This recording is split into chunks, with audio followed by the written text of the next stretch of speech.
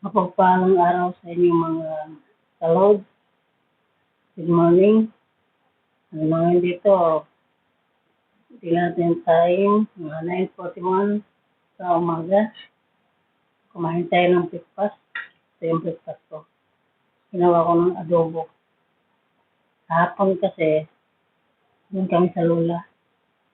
Nung sa nanay kami, noon, 3 araw na kami sa nanay. Tapos, pumunta kami sa Lula. Pagkagabi, ngayon, nagkainan. Yung kita niyo naman, kumain ako doon. Ngayon, nakarating na kami sa bahay ng amo ko dito. Nagbe-breakfast ako. Tapos na ako magtrabaho. Nag-alaga ko ng bata. Yun, naglilinis. Tapos na, lalaba. Ganun lang talaga ang buhay ng OFW. Ito kasing gawa kong manok, inadobo ko. Nandito sa ref. Bago kami umalis, ng bakasyon, ilagay ko sa ref. Kasi nga, alis kami. Ngayon, inadobo ko naman siya. Kahit na hindi lang ito basta masira kasi na siya, nakaluto ng maigi. Talagang maganda ang pagkaluto niya. Tapos nilagay ko siya sa ref para hindi siya madaling masira. At saka, ayun, ito okay naman yung pagdating. So ngayon, kumakain ako ng breakfast. Habang aking alaga ay tulog. Tapos, habang tulog, nag-aanda rin yung makina ko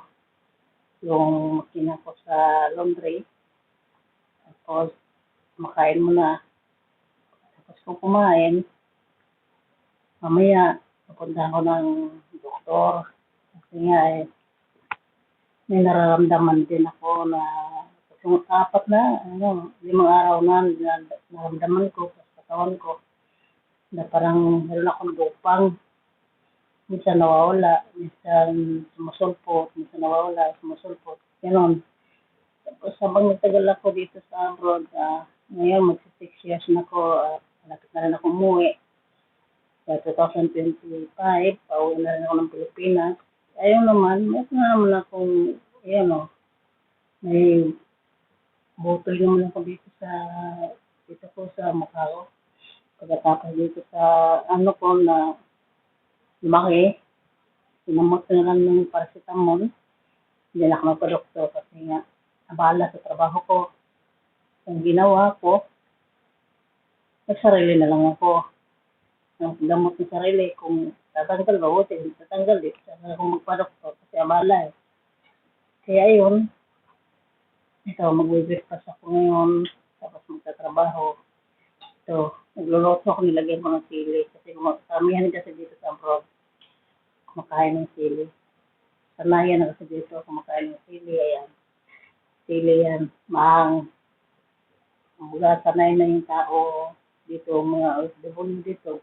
Sanay nang kumakain ng mga manghang. Ayan, sanayan na namin. So, itong pangalawang amo ko, sa dating amo ko hindi maganda. Itong pangalawang amo ko, so, yung mabait, sobrang bait, sobra. Kasi yung amo ko, tapa, 25 years pa. 25 ang edad pa niya. Tapos yung lalaki, 28. Pagkabata may isang anak sila. Yun, baby pa, ako nagpalaki niyan ngayon. Kung isang linggo pa lang, ako na nag-alaga sa kanya, galing hospital. Tapos, araw-araw ko siya minamasan para mabilis siyang umuwi. Kasi hindi ko expected na siya ay ang laki na ngayon. Hindi ko expected niya, lumaki siya ngayon bigla. Kasi araw-araw ko minamasan yung bata na yun. Pamahal na rin ako kasi ako na nagpalaki ngayon. Mag-7 months na siya ngayon. Malaki, gusto na maglalakad, naingiti na. Hindi mo akalain na bata ay nalagaan ko, napakaliit. Para lang mamisa. Ngayon, napakalaki na, napakakulit na. Ayun. Kaya, ayun. Okay naman yung amo ko. Ako naman nagluluto sa pagkain ko.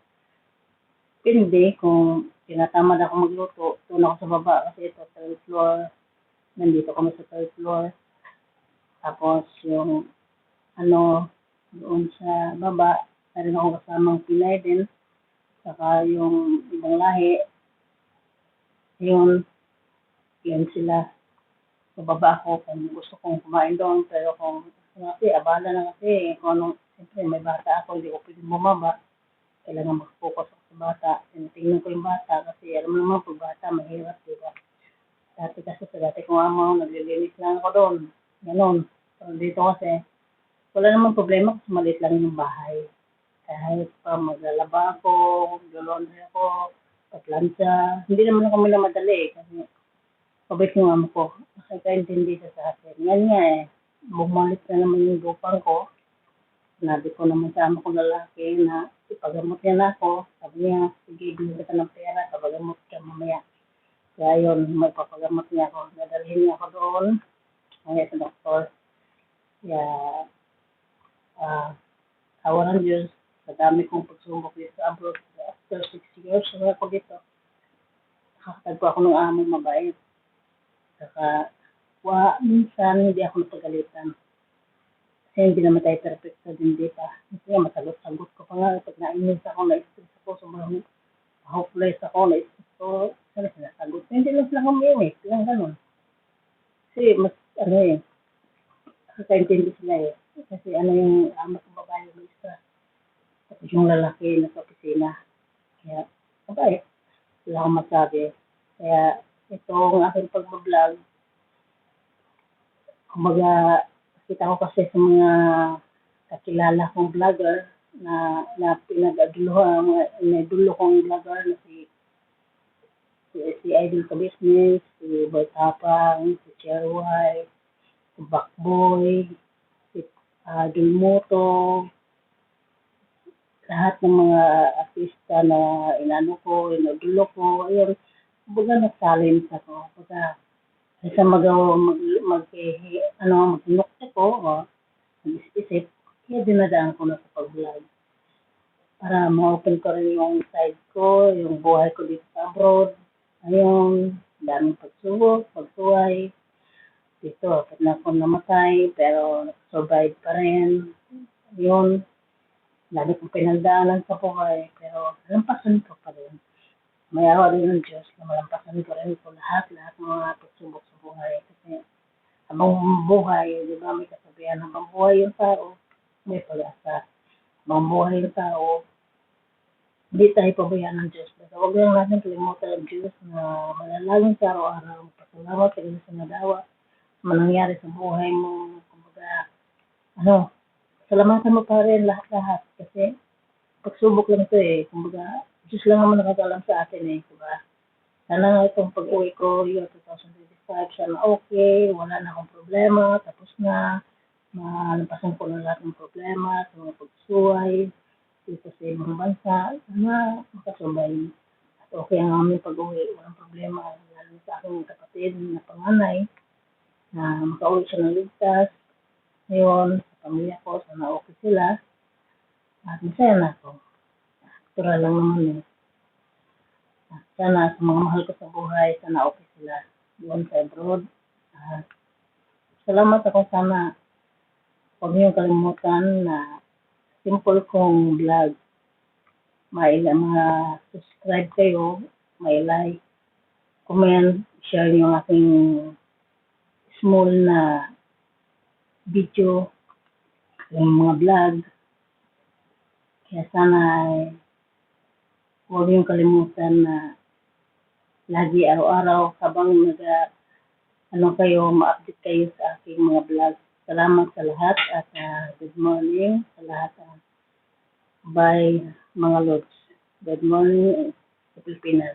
Good evening na, 12 plus Pilipinas.